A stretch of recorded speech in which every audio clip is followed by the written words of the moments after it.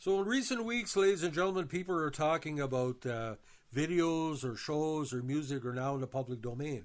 Well, I know this for a fact. This program will never be in the public domain from now until the end of time because so many people are involved in the production and distribution and ownership of it. Just like the original band it was based on, there's no end to it. So today we're going to be talking about the Beatles cartoon, better known as the Beatles. Now, this animated TV series featured representations of the popular English rock band of the same name. Originally broadcast from 65 to 66, 67 on ABC in the States and various locations, channels worldwide, including Canada, reruns aired until 69. Ironically, that was the last big year. When it debuted on 25th September 65, it featured new episodes airing until 21st October 67. A total of 39 episodes were produced, about 13 per season. The series was shown on Saturdays at 10:30 a.m. EST until the third season, 67, when it was moved to noon, probably with the bandstand time slot. Reruns aired from 68 to 69 at 9:30 a.m. EST on Sundays. Each episode is named after a Beatles song with a plot based on its lyrics and is also played in the episode. The series was rerun on MTV in 86 and 87 and on the Disney Channel beginning in 89 on Fridays at 5 p.m. Now, Apple Corps now owns the rights to it, so the seed in syndication and because of the music rights could be pretty tough. Now, this series was an historical milestone. It was the first weekly TV series that featured animated versions of real living people, long before the Globetrotters and Happy Days and stuff like that. Now, the series consisted of short animated stories intended to set up visual illustrations of Beatles songs. In addition, there were sing-along sequences with simpler imagery complementing the full lyrics of particular songs.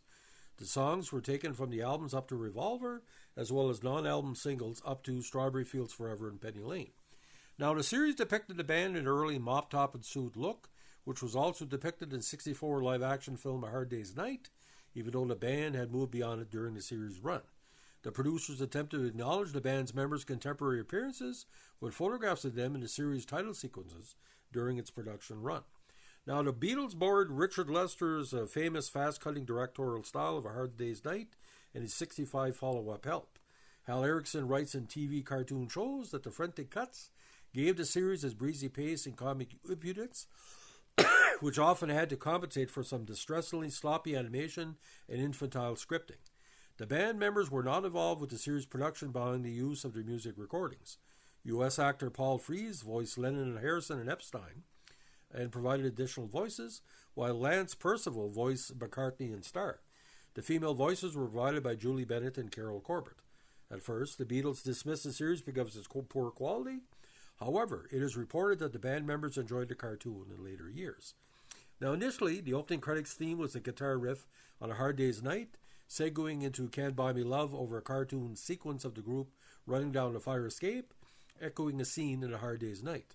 The second season's opening theme was Help, while the third season opening theme was And Your Bird Can Sing over a different cartoon sequence, which is kind of weird. That's kind of a very negative anti-woman song.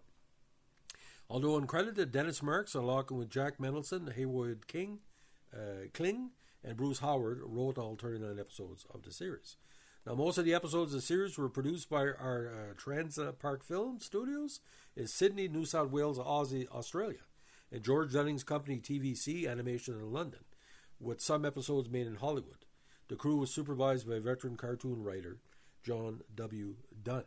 Now again, numerous directors, created by Al Brodax, written by Brodax, Howard, Kling, Marks, and Mendelson, directed by Jack Stokes, Graham Sharp, Ron Campbell, Jim Hiltz, Ray Leach, John Dunn, Bob Godfrey, Tony Geary, Tom McDonald, Frank Andrina, Barry Helmer, Mike Jones.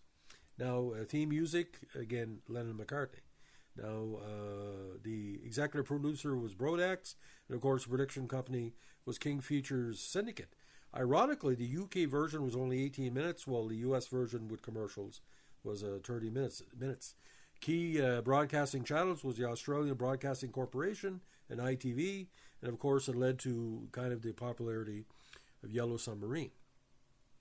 Now, as the series went on, it was a good ratings hit for obvious reasons, because everybody loves a good Beatles song. Now, like I said, it was an instant ratings hit on ABC in the Saturday morning time slot after it debuted on September 25th, 65 at 10:30 a.m. It racked up a 13 score, a 52 share, which was done unheard of in daytime TV. The series was sponsored by the A.C. Gilbert Company, the Quaker Oats Company, and the Mars Candy Company. Don't know if there's any crossover, like, Beatles Sendaways, but it probably was. If anybody can give me some details on that, that'd be great. For the third season, 1967, the series was moved to Saturdays at noon. Originally, the Beatles disliked the cartoon, but they grew to like it. In 1972, in a long-ranging interview, Lennon commented, "I still get a blast of watching the Beatles cartoons on TV." In 1999, Harrison said, "I always kind of liked the cartoons. They were so bad or silly that they were good. If you know what I mean, I think the passage of time might make them more fun now." The series was syndicated worldwide on TV and cable after the original run ended in 1969. Again, in 1986 and 1987, new generations were introduced to the series when it was rebroadcast by MTV and also by the Disney Channel. Now, there's also editions in multiple languages. Now, Mark Hamill actually, Luke, was a guest host of the MTV run of the series in 1987. Now, the Beatles' views of the cartoon series discouraged them from participating significantly in the later animated feature film Yellow Submarine, whose producer Al Brodax and director George Dunning had also been involved in the production of the animated series. But the movie was more quality animation, sort of like a throwback. Only when the band saw and were impressed by the Yellow Submarine's finished footage did they realize the film was a more ambitious creation. And of course, most of the characters were taken from the Sgt. Pepper era, like, the characterizations of the Beatles. As a result, he eventually agreed to appear in a short live-action epilogue for it. Lance Percival provided the voice of Fred in that film.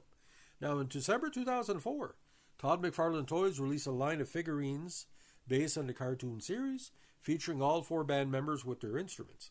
In 2005, they released a box set that featured cartoon figures of all four band members with instruments, plus an alligator figure, speakers, and a radio.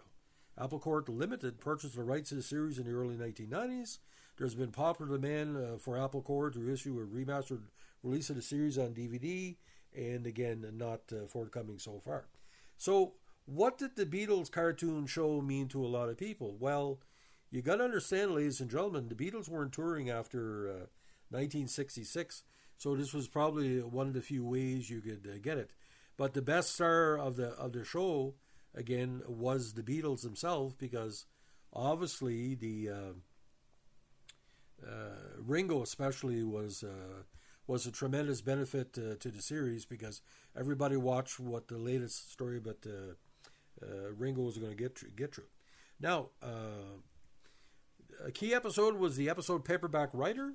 Paul begins his version of how he met John, George, and Ringo with his knighthood for medical research, instead of for his success in popular music, for which Paul McCartney was knighted in real life.